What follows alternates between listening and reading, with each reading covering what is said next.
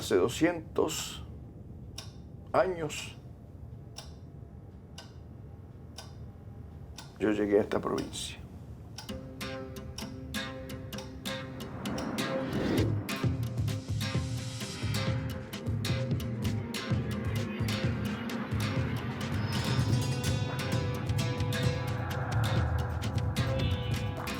En Mendoza, todo recuerda a San Martín. Una plaza, una biblioteca, un parque, un museo, 2 clubes y hoteles.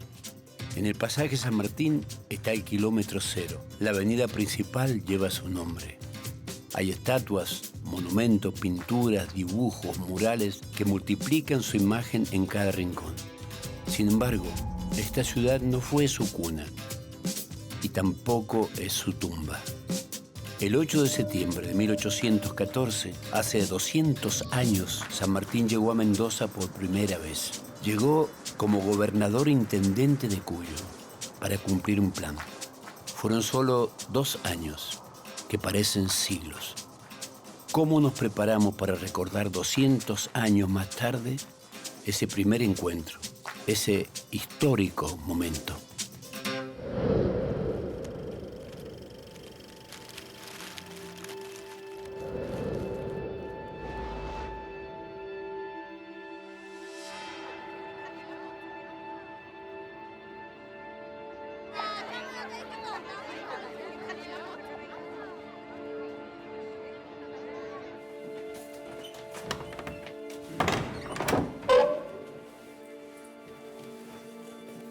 El homenaje a San Martín es múltiple y variado. Desfiles, obras de teatro, actos escolares, reuniones, murales. Esa variedad habla de un personaje admirable, sinuoso, inabarcable. San Martín puede ser recordado y construido desde muchas perspectivas. El militar y el político, el padre y esposo, el gobernador y el paisano. Se lo representa con distintos materiales: la tela y las pinturas, el papel y la tinta, el celuloide, la madera, la arcilla, el héroe de bronce, el hombre de carne y hueso. En la ciudad donde todo recuerda a San Martín, hay una representación que es probablemente la más popular, la más entrañable. Tino Neglia es actor. Supo transitar por muchos géneros y habitar en cientos de personajes, pero hay uno en el que se aquerenció para siempre. En Mendoza, Tino es nuestro San Martín.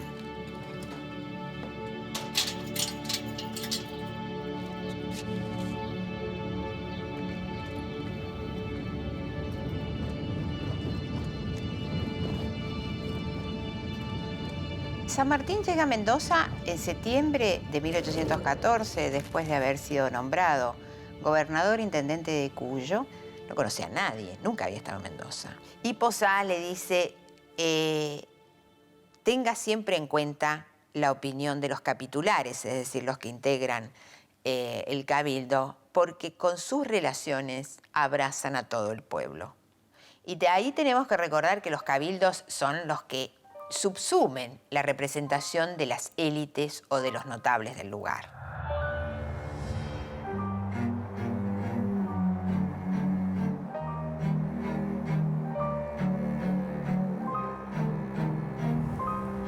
No hace falta alejarse mucho de la ciudad para encontrarse con el desierto. En Mendoza solo florece lo que se ha cuidado y desarrollado a lo largo del tiempo. No hay árbol, planta o cultivo que sobreviva sin un vecino que lo riegue, sin un canal que lo rescate de la sequía. Así se levantó este oasis. Pero un capricho de la naturaleza puede devolverlo al desierto, por más esfuerzo que se empeñe. La ciudad a la que llegó San Martín en 1814 ya no existe. En 1861, 11 años después de la muerte del prócer, Mendoza fue arrasada por un terremoto. Lo único que quedó en pie fueron ruinas, algunas columnas de iglesia y restos de edificios. Este terremoto destruyó totalmente a la ciudad. No quedó prácticamente ningún edificio en pie.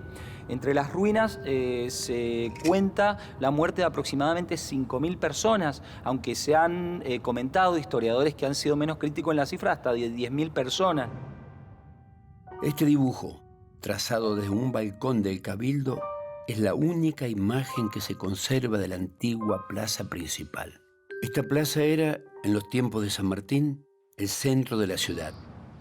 Hoy es la periferia.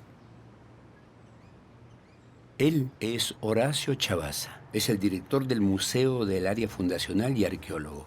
Trabaja desde hace tiempo buscando la Mendoza oculta bajo los escombros. Bueno, este es el piso que correspondía al antiguo cabildo de la ciudad, aquel construido en el siglo XVIII. Desde mediados del siglo XVIII se produjo una reconstrucción que llevó a una mejora en el uso de materiales como producto de la tendencia que se venía experimentando en el resto de la ciudad.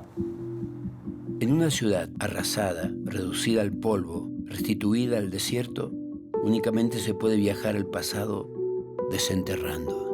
Bueno, la ciudad a la que llega San Martín estaba caracterizada por gran parte de sus calles de tierra, una ciudad con una plaza muy grande, principal, que concentraba la vida pública, en medio de la cual recientemente se había inaugurado una fuente que proveía de aguas limpias a la población. Era una ciudad muy importante, había adquirido relevancia económica a partir de su cercanía con Chile, paso obligado entre las dos ciudades más importantes, en ese caso Valparaíso y Buenos Aires.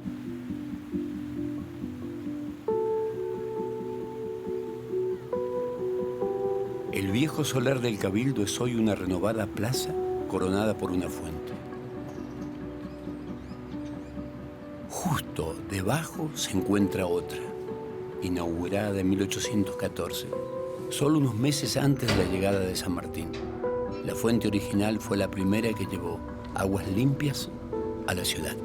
Las excavaciones arqueológicas que han permitido recuperar estos niveles nos llevan a analizar la sucesión de pisos o niveles que ocuparon los distintos habitantes de la ciudad. Este corresponde al nivel de piso embaldosado de la plaza del siglo XIX. Concretamente, el nivel de embaldosado llegaba al margen de la fuente, donde se producía un escalón que permitía el arrime para tomar agua de la misma. Este era el nivel de piso de la plaza que pisó San Martín cuando estuvo aquí en Mendoza.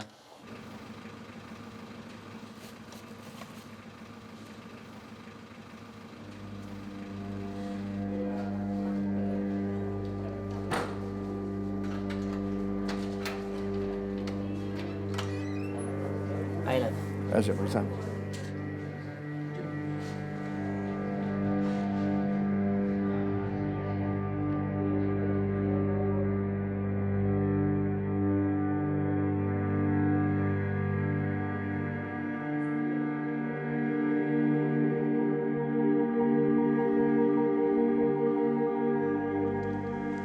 Hemos realizado el homenaje al general José San Martín.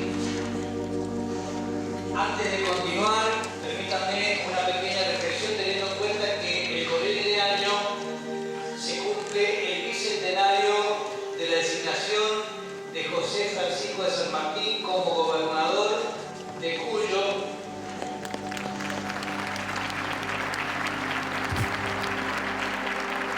De hace 200 años mi espíritu llegaba a este maravilloso suelo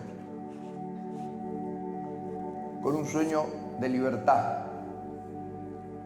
Me bastó mirar a los ojos como ahora los miro a ustedes y entender que el espíritu de ustedes es mi espíritu. ¡Ánimo! ¡Ánimo! ¡Ánimo! Que para los hombres y mujeres de coraje se han hecho las empresas. ¡Viva la patria! Gracias, paisanas y paisanos. Muchas gracias a nuestro gran artista, Miro, por su excelente representación emotiva y elocuente. ¿Cómo es su nombre, paisano? David, David sería uno de mis granaderos seguro. seguro. Seguro, me lo llevo. Si quiere que le diga una cosa, yo hubiera sido el Cabo Cabral. Esa pierna. Maravilloso.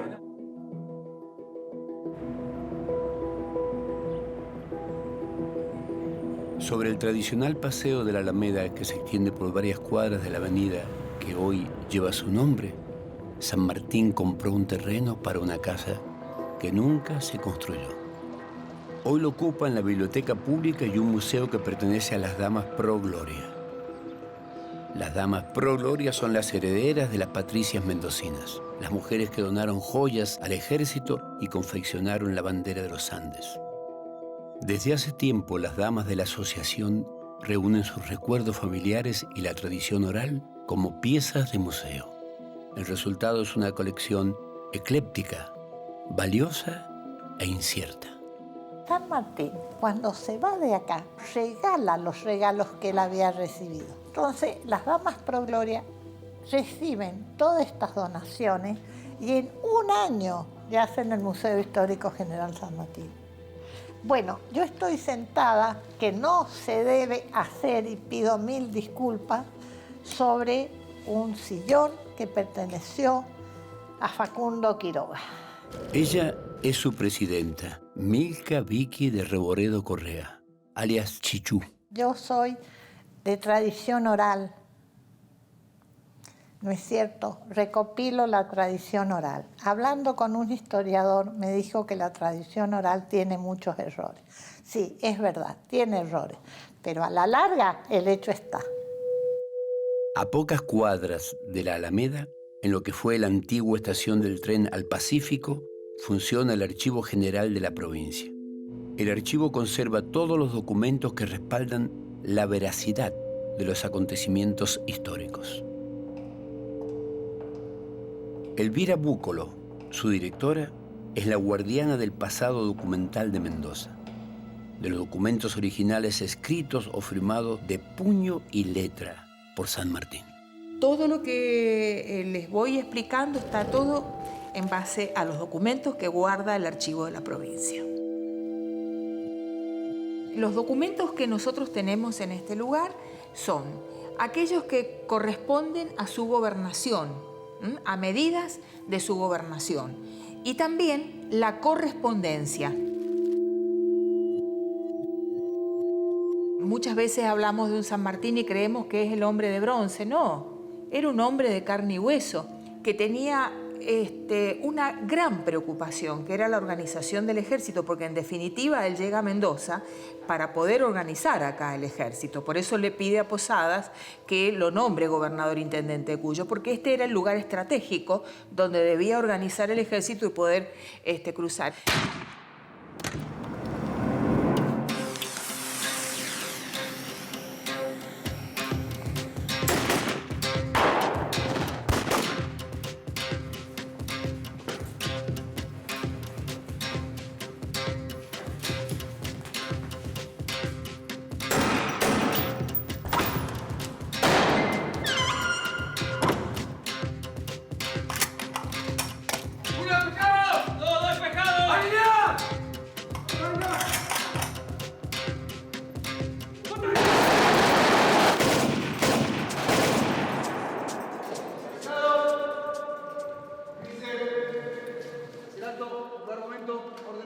Este es el Regimiento de Infantería de Montaña número 11, en uno de sus ejercicios de instrucción.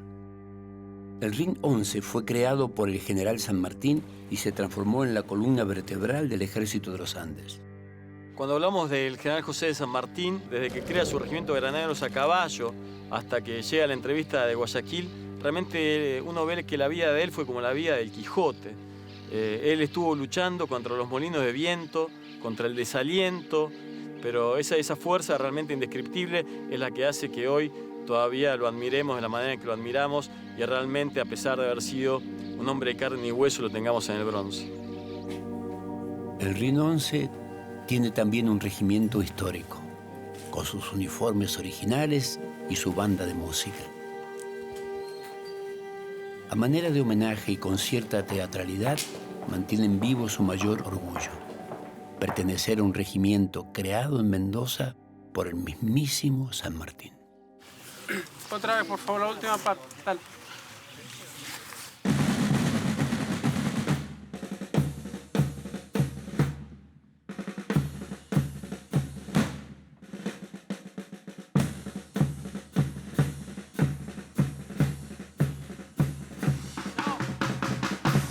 si vamos a tirar la baqueta así enfrente de Casa de Gobierno, estamos en el horno. Vamos, otra vez.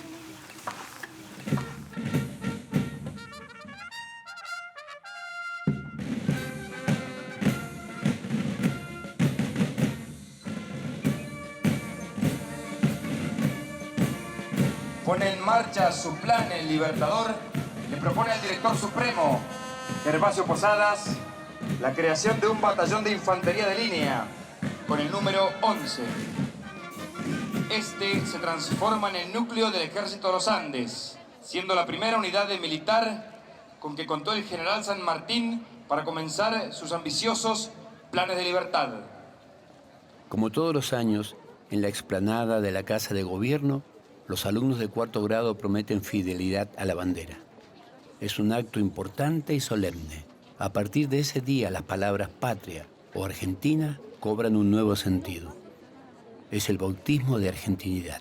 En la simiente de nuestros actos están presentes las virtudes del general San Martín.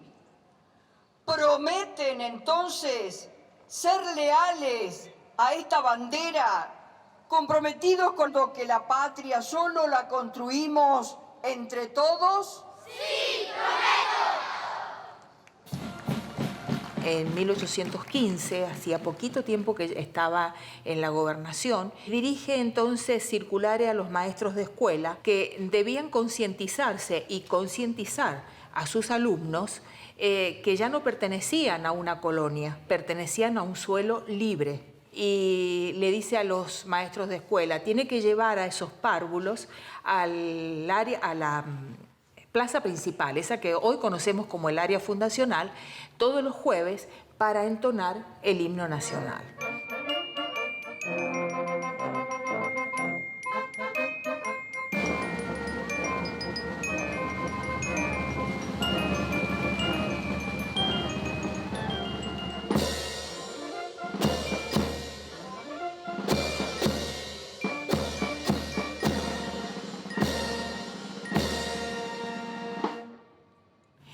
Maravilloso, ¿no? La exaltación del patriotismo, porque la educación para San Martín era la oportunidad de liberarse, era la forma de lograr la libertad. Para lograr la libertad también se necesita formar y transmitir las ideas. La masonería es una institución que tiene como objetivo la transmisión del conocimiento. Persigue la formación del hombre para contribuir a la formación de la sociedad. Se organizan estructuras de base llamadas logias. Al poco tiempo de llegar San Martín a Mendoza, funda la logia Lautaro, para formar oficiales y políticos bajo la seguridad del anonimato. Desde entonces, la masonería se dividió y mutó, pero la forma de enseñanza sigue intacta. El símbolo, el método que caracteriza a la masonería y que le ha permitido la perdurabilidad, es la transmisión del conocimiento a través del método simbólico.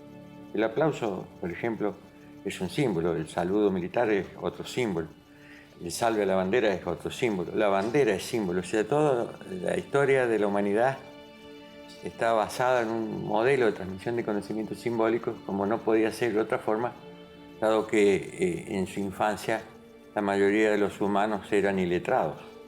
Entonces la masonería trata a través de la enseñanza de los símbolos y las alegorías unir lo disperso. Y lo disperso somos los individuos con nuestras distintas individualidades, nuestras distintas interpretaciones, que no son mejores ni peores que las de los demás, son distintas. La masonería es una escuela de moral que está velada por alegorías e ilustrada por símbolos.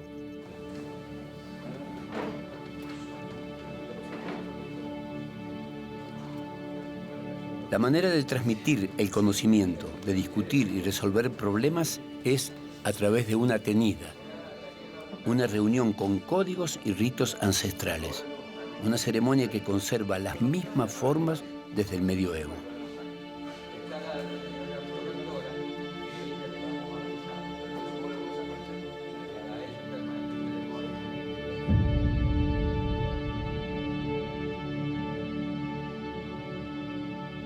Nosotros enfocamos más el estudio del San Martín desde el punto de vista no solo masónico, sino de su formación iluminista, de su humanismo, de su condición de educador, que es poco divulgada. San Martín, en el lugar donde estaba la sede de la Inquisición en Lima, fundó la Biblioteca Nacional, diciendo que los libros eran mucho más importantes, mucho más fuertes que muchos ejércitos. Los libros fueron las armas más poderosas que acompañaron a San Martín. Frente al Museo de las Damas Pro Gloria, compartiendo el solar histórico, se levanta el edificio de la Biblioteca Pública. La biblioteca se fundó en 1822, cuando San Martín se encontraba en el Perú. Probablemente, entusiasmado, envió varios volúmenes de su propiedad. En un sector protegido y acondicionado, después de atravesar varias puertas y controles, la biblioteca guarda un valioso tesoro. Un tesoro que es también símbolo de conocimiento. En algún momento se habla hasta de 700 volúmenes donados por San Martín a esta biblioteca. El terremoto del 61 es uno de los que les hace cambiar de lugar a la biblioteca y luego, una vez que se reconstruye la ciudad, comienzan las devoluciones a la biblioteca de los libros que habían sido rescatados del terremoto. Nosotros tenemos registrados entre 3, casi 4, que podemos dar exactitud y respaldo de que pertenecieron a San Martín.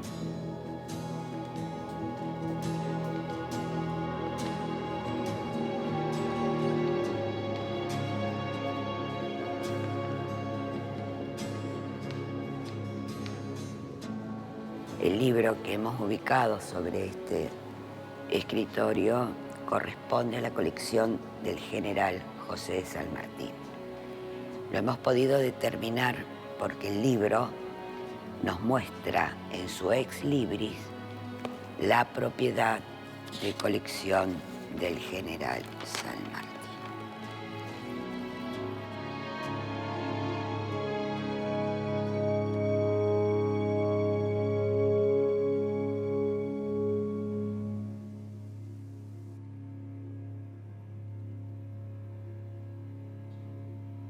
Antes de ser el padre de la patria, San Martín fue el padre de una niña que nació en Mendoza el 24 de agosto de 1816. San Martín aquí es padre, sí. San Martín aquí es padre. Nosotros tenemos ya una ley provincial donde se instituye que el Día del Padre en Mendoza es el 24 de agosto, el día del nacimiento de Merceditas. Muy importante para nosotros porque la hija de San Martín es mendocina. Mendocina. Fue bautizada como Mercedes Tomasa de San Martín y Escalada, de 7 meses, española, hija legítima del señor gobernador. Aunque la estancia de Merceditas en Mendoza fue breve, en la Basílica de San Francisco descansan hoy sus restos, junto con los de su marido y una de sus hijas. La tradición oral dice que de su padre José heredó la rectitud y de Remedios, su madre, la fortaleza. Mi mamá siempre me hablaba de Remedio y yo la creía parienta mía, a Remedio.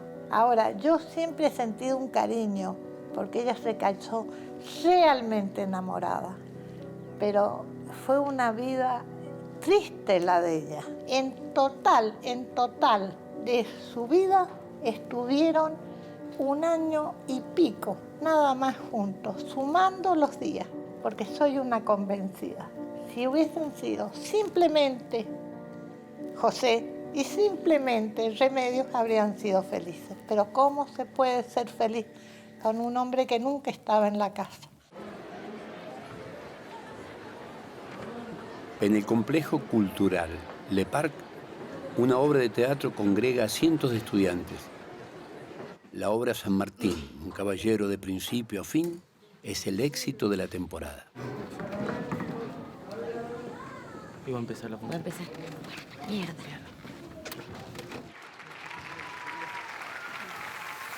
Y San Martín alienta las representaciones teatrales en Mendoza. Mendoza en ese momento no tiene teatro.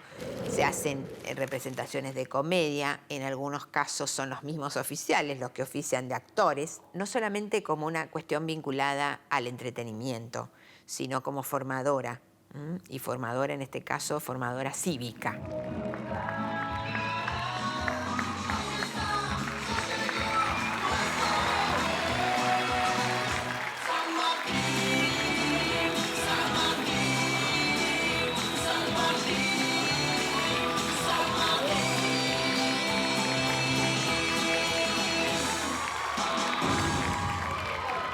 Agustín Camart es un actor joven que, al igual que Tino Neglia, encontró en San Martín una conexión especial con su público. Es impresionante lo querido que es el personaje acá en Mendoza. Por ejemplo, en esta vacación de invierno salí vestido de San Martín a panfletear y se acercaban y decían, sos un capo, San Martín, te queremos San Martín, me gritaban. Era justo la época del Mundial. Y había un grupo de chicos, me acuerdo, en el medio de la peatonal que se pararon y empezaron a gritar, Argentina, Argentina, como que genera un sentimiento patriótico muy grande San Martín, acá en la provincia. Como el superhéroe cuyano, así. Se ocupa del riego, que ya habían hecho los huarpes, pero él los intensifica.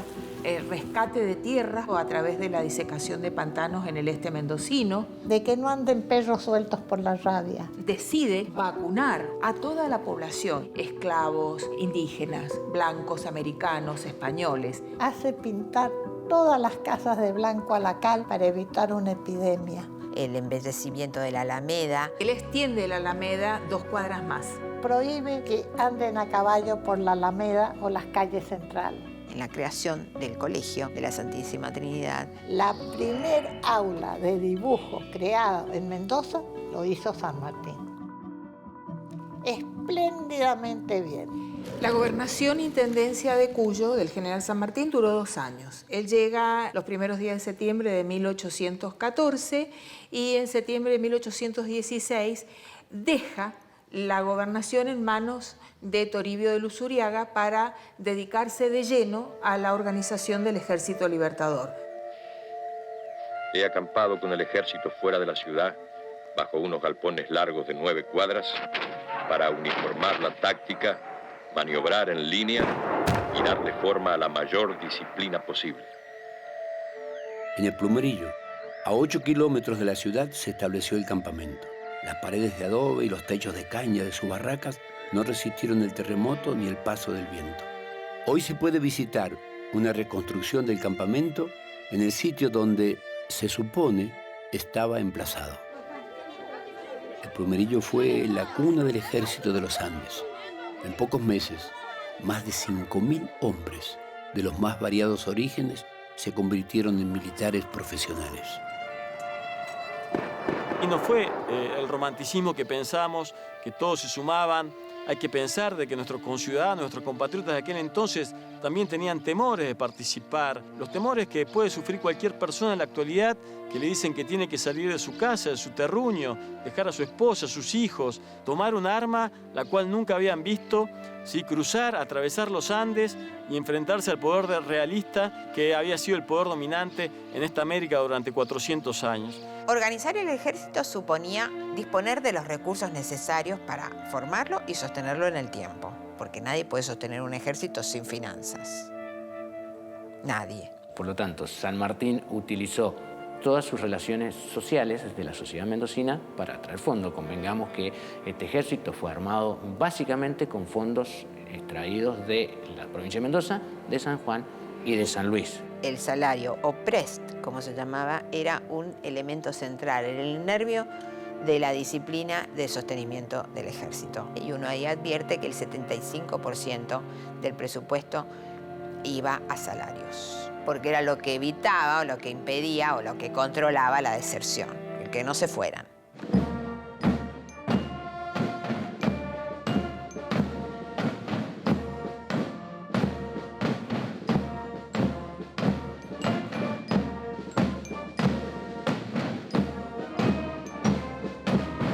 En la explanada de la Casa de Gobierno se encuentra también el Memorial de la Bandera de los Andes. Un moderno edificio conserva la bandera original que San Martín encargó a las damas patricias. Soy el soldado voluntario Matías Godoy, pertenezco y represento al Regimiento de Infantería Montaña 11 General Lacera. Hoy en día nos encontramos presentes con la bandera del Ejército de los Andes.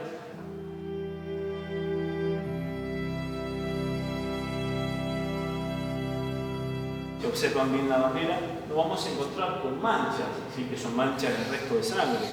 Esta bandera es bordada a mano por las damas patricias mendocinas, también estaba decorada con joyas preciosas.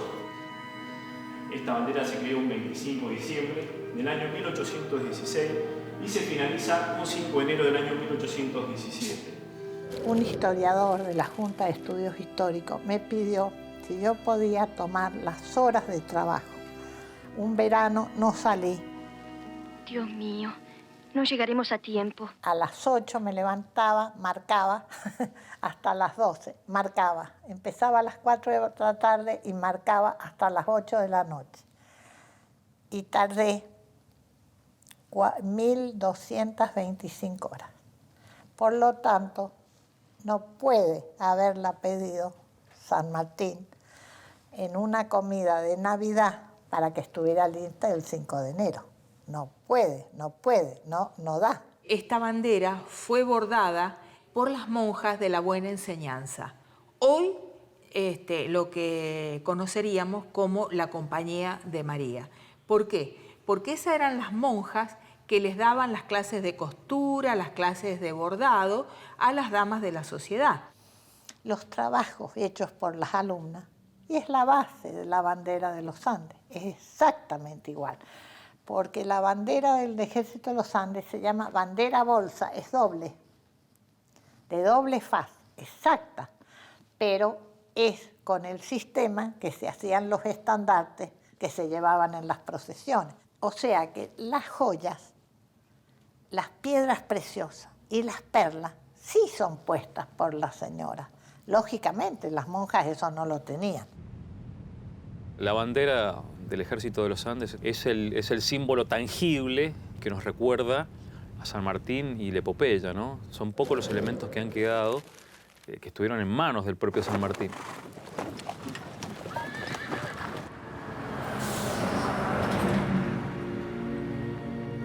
San Martín, al mando de un ejército de más de 5.000 hombres, partió desde Mendoza en enero de 1817. Lo esperaba la batalla más difícil de todas, las montañas más altas del continente americano. El cruce de los Andes es la hazaña indeleble de San Martín, su gesta.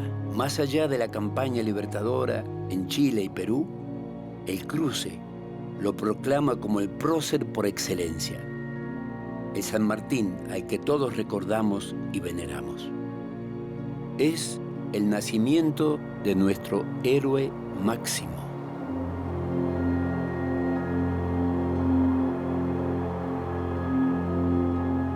Después del terremoto de 1861, Mendoza renació con una fuerza mayor a la que la había destruido. Las representaciones de San Martín poblaron la nueva ciudad.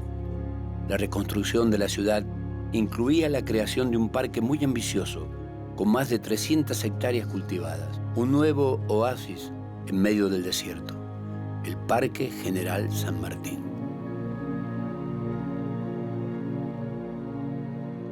El monumento más importante de Mendoza se encuentra en este parque, el Cerro de la Gloria.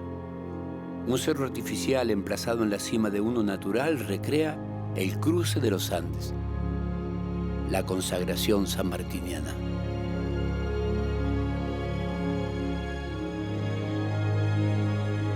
Yo creo que San Martín tiene una función crucial para la constitución de la argentinidad. En primera instancia, porque la historia argentina se construye como historia de héroes. Segunda decisión fuerte, el predominio de los héroes de la guerra por sobre todo el repertorio de héroes posibles de la Argentina y de la argentinidad. Y luego la singularización de San Martín, con una intensidad y una potencia tal que lo que se fue verificando fue una especie de mutuo hacerse, ¿no? La mitología nacional fue produciendo a su prócer y al mismo tiempo el prócer fue produciendo el mito de la nación. San Martín es fundador de la argentinidad, a la vez es fundado por la argentinidad.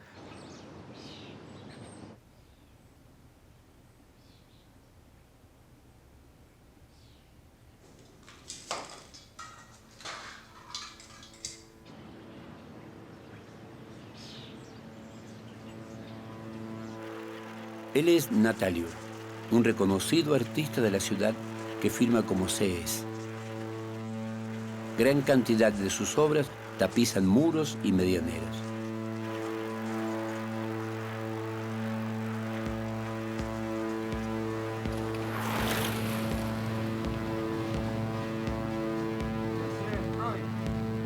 Hoy va a intentar unir en una sola pieza la vasta iconografía sanmartiniana.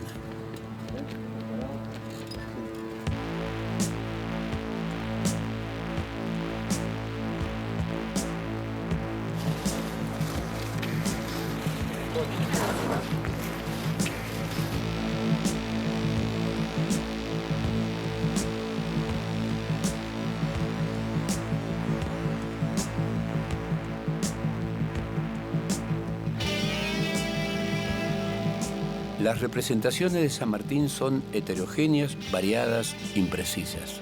Se cree que no posó nunca y sus retratos fueron interpretaciones de los artistas. Su iconografía es más representativa que su verdadera imagen. Tal vez la reproducción más fidedigna pertenezca al pintor Fidel Roig Matons, uno de los grandes y más reconocidos artistas de Mendoza. Su hijo es el encargado de cuidar, administrar y preservar una vasta pinacoteca. Como hacía sus originales en la montaña, en el lugar, hay lugares donde, por ejemplo, en el Espinancito, el viento es permanente, el viento siempre trae arena, y la arena iba a parar a veces a la pintura, y allí quedó. Como en este cuadro, eso que se ve gris es arena fina mezclada con la pintura. Y allí quedó. Cuando conoció la cordillera lo subyugó y fue para él como pintor un desafío. Entonces, entre esa admiración, ese desafío de pintar la cordillera y esos estudios que él venía haciendo sobre la realidad política y cultural de la Argentina, hubo una conjunción de la grandiosidad de los Andes con la grandiosidad moral de San Martín, que él la sintetizó en la cordillera como un símbolo de la grandeza de la naturaleza y la grandeza del hombre, y los une.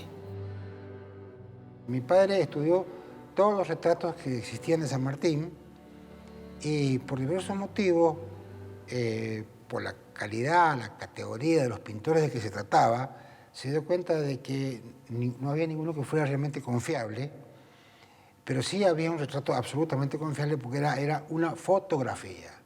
A San Martín se le hicieron 2 retratos de daguerrotipo en 1848, de San Martín anciano, y entonces la tarea que él se dio es de rejuvenecer los rasgos de ese San Martín anciano, y ese San Martín anciano retrotraído a los 32, 34 años de edad, ese es su retrato. Este probablemente haya sido el rostro de San Martín cuando asumió la gobernación Intendencia de Cuyo.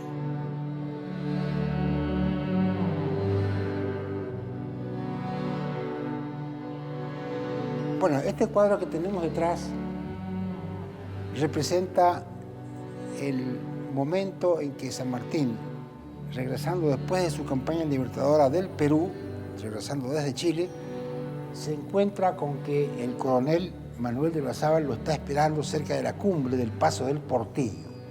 Y Manuel de Olazábal, en sus memorias, relata con raro detalle este momento. Es que ese grupo, llevado a las 3 dimensiones, es el grupo escultórico principal del monumento que se llama Retorno a la Patria, que está en el Manzano, Tunuyán.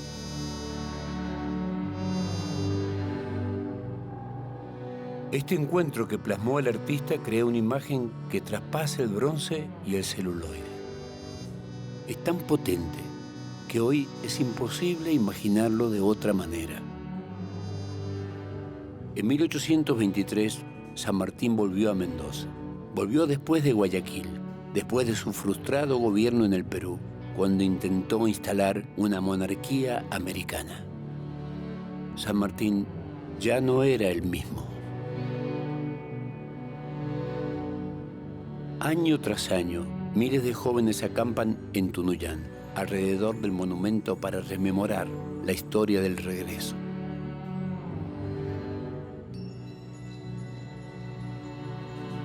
La tradición dice que bajo la sombra de este manzano, San Martín se tiró a descansar, asimilando su retiro. Dice también que el hombre que liberó 2 países pronunció la siguiente frase: es hora de que bajemos de esta eminencia donde en otro tiempo me contempló la América toda.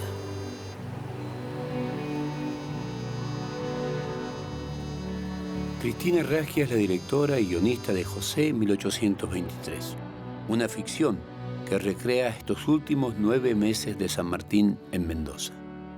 9 largos meses que van de febrero a noviembre, que la pasaba entre la finca de los Barriales y Mendoza. Y él siempre va a recordar su finca de los Barriales, a la que siempre esperó volver, como un sitio muy querido, como una especie de paraíso personal, propio, al que él llama mi Tebaida, ¿no? Con ese sentido que tiene la Tebaida de estar alejado de todo lo que sea la vida pública. Justamente él está acá esos 9 meses en un momento en el cual viene como escapando de la vida pública, porque la vida pública le ha hecho mucho daño. Donde cada historiador hace su propia interpretación respecto al hecho de que, por ejemplo, en agosto fallece su esposa en Buenos Aires y él no viaja, viaja en noviembre, viaja 3 meses después. Le rogó que fuera antes de morir, cuando ella se sentía mal. Él no podía porque lo iban a tomar. No, salía de Mendoza y lo tomaban. Entonces no pudo. Llega y ella estaba muerta. Hoy nos cuesta entender cómo San Martín, después de su obra monumental, puede haber tenido enemigos. Y bueno, sin embargo, cuando él regresa a Mendoza, muchas veces trataron de atentar contra su vida. Y él lo dice, ¿no? Me quieren prender como un fascineroso. Que alguien que contara como contaba San Martín, con ese inmenso prestigio, con ese inmenso predicamento, y por lo que ya en aquel momento era un poder simbólico de unificación entre fracciones, y que podría haber contribuido a superar las dicotomías internas y fortalecer esa unificación, que se apartara, fue percibido en más de un caso en la contemporaneidad como una deserción, como un desinterés, como un abandono. Y bueno, esta serie de rechazos y de elementos y de enemigos que va a tener en ese momento la Argentina va a hacer que San Martín sea olvidado, ¿no? De alguna manera. Este lugar se llama Los Barriales. Estos, sus vecinos, son los descendientes de los hombres y mujeres que cobijaron a San Martín en su hora más oscura. El gobierno central no le perdonaba no haber devuelto el ejército que había financiado. Un ejército que, en aquellos días de anarquía, era vital para decidir las contiendas internas a favor de Buenos Aires.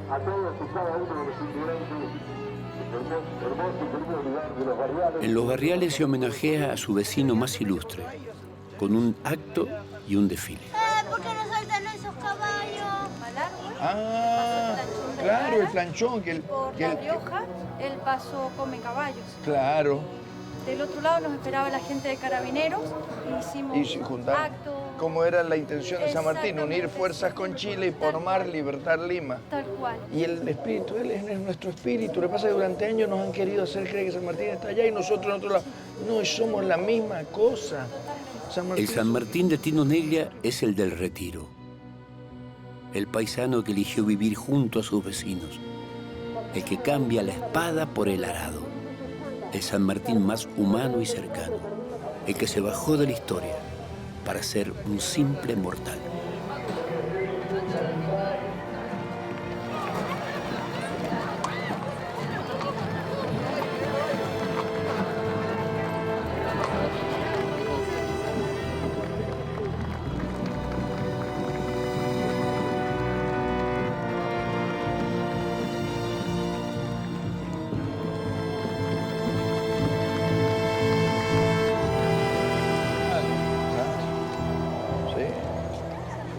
Paisanito, ¿bien? Muy bien, muy bien.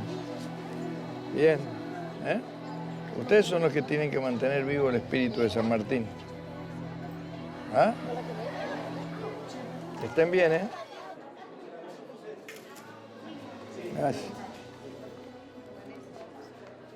Gracias.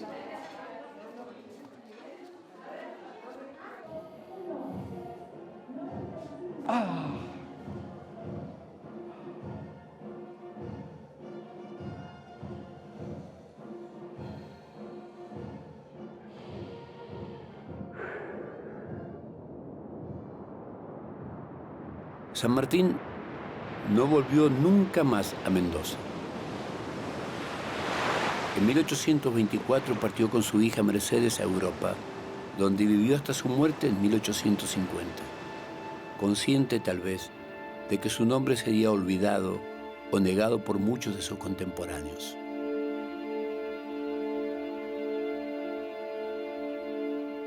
La larga noche del olvido duró casi medio siglo.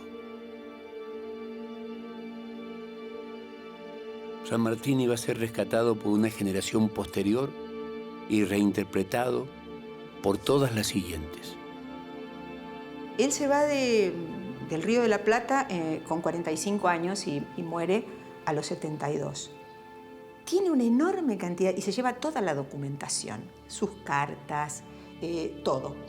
Tiene una enorme cantidad de años para ordenar todo ese archivo y que nosotros hoy lo que leemos de esa documentación es lo que él quiso que leyéramos. Es decir, que la documentación que luego, después de décadas, llega a manos de Mitre, que él escribe la historia de San Martín, que se publica en 1887, está armada sobre el esqueleto erudito de esa obra, es el archivo sanmartiniano. Y ese archivo quiere decir que San Martín lo dejó ordenado. Buena parte de esa reflexión y ese modelaje de su memoria va a tener que ver con su salida, digamos, controvertida del escenario americano, que es el fracaso del protectorado en Perú, más allá del éxito de su independencia. Se empieza a echar un velo o un manto de olvido al pasado monárquico de San Martín, ¿no? Es muy interesante ver cómo la historia da vuelta a todo eso y lo vuelve virtud. Y lo convierte en virtud, con lo cual, insisto, no estoy queriendo decir que sea una mentira, estoy diciendo que hay una intervención de la narración y de la significación para hacer de la debilidad fortaleza.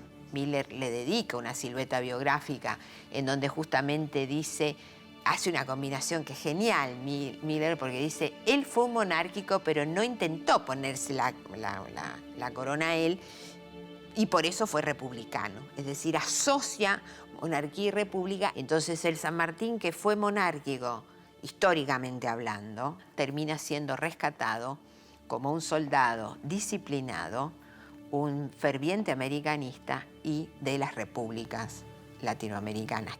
A partir de fines del siglo XIX, empieza una especie de manipulación de la figura sanmartiniana, que tal vez encuentre andamiaje, sobre todo muy notable a partir de la década del 30, cuando viene la década infame, el inicio de la década infame, donde se empieza a trabajar a través de la figura de un San Martín meramente militar.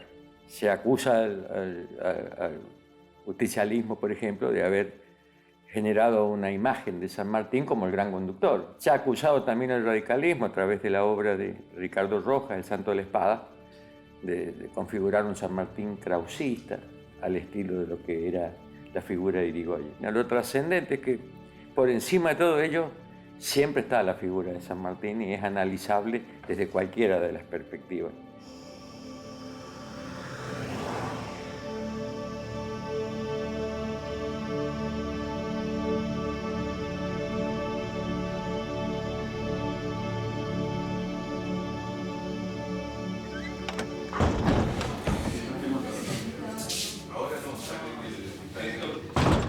Silencio, por favor.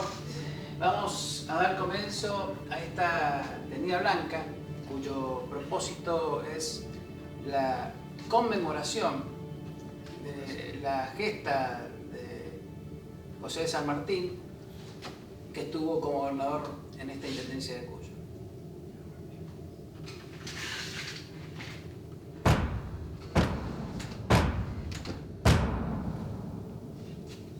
presidente llama a las puertas del templo, llaman profanamente. ¿Ven quién llama de ese modo a los fines de conocer su identidad?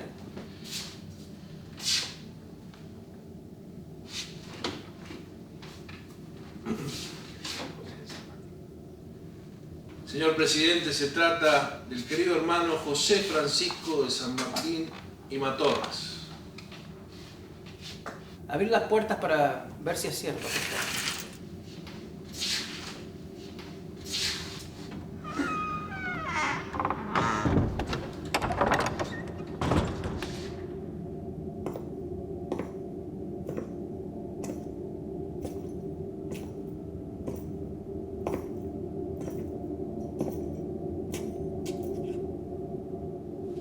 Queridos hermanos, de pie, por favor.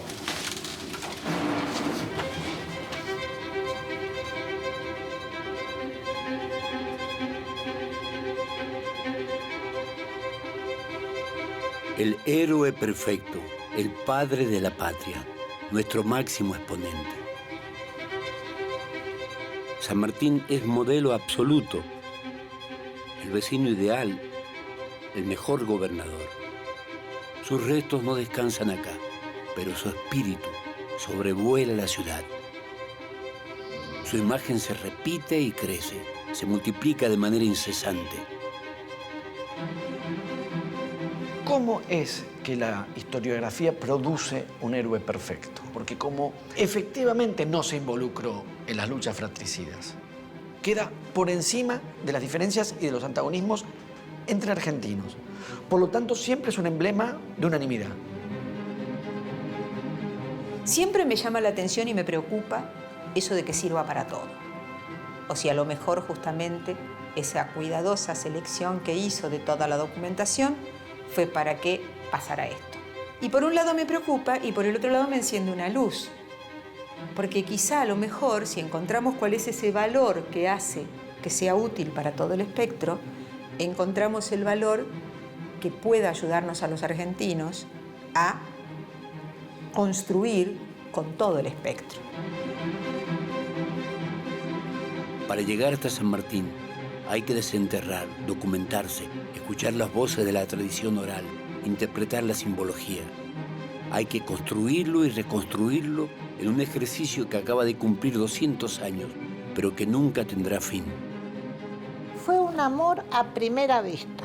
San Martín se enamoró de Mendoza y del mendocino, y el mendocino se enamoró de San Martín. Él nos adoptó a nosotros y nosotros lo adoptamos a él. El pueblo de Mendoza heredó el orden, el amor por la educación, por la cultura y el tesón al trabajo.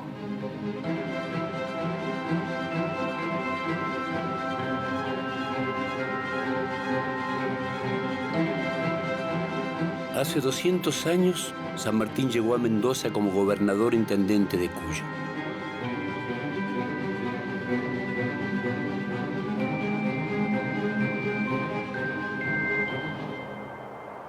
Nunca se fue.